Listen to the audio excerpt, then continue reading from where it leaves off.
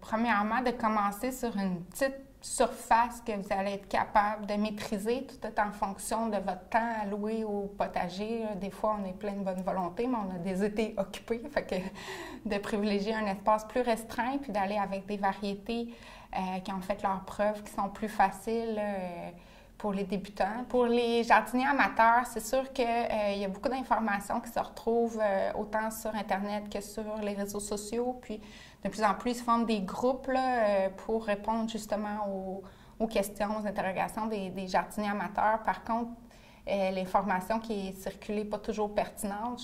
Je vous dirais de vous référer plus à des ouvrages ou à des jardiniers professionnels là, qui vont être plus en mesure de vous donner des conseils adéquats. Là. Beaucoup de gens vont débuter un potager cette année pour la première fois, où c'est pour la plupart d'entre nous, c'est vraiment une nouvelle aventure. Ils n'ont jamais cultivé aucun légume ou même les plantes d'intérieur, il y avait de la misère à les faire survivre.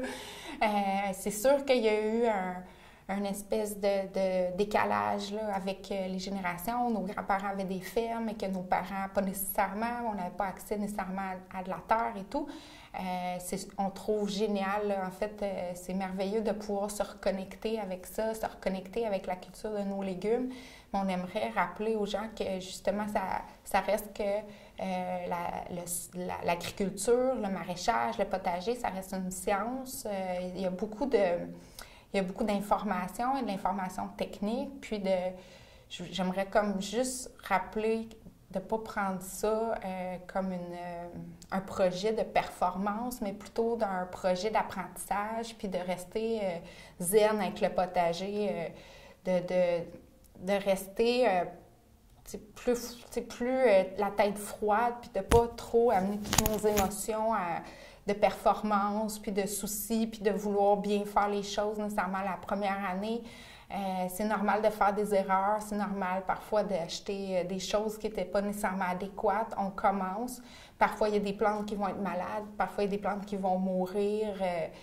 Il faut le voir comme un apprentissage sur du long terme, puis on est toujours comme à vouloir essayer de faire mieux, tout ça.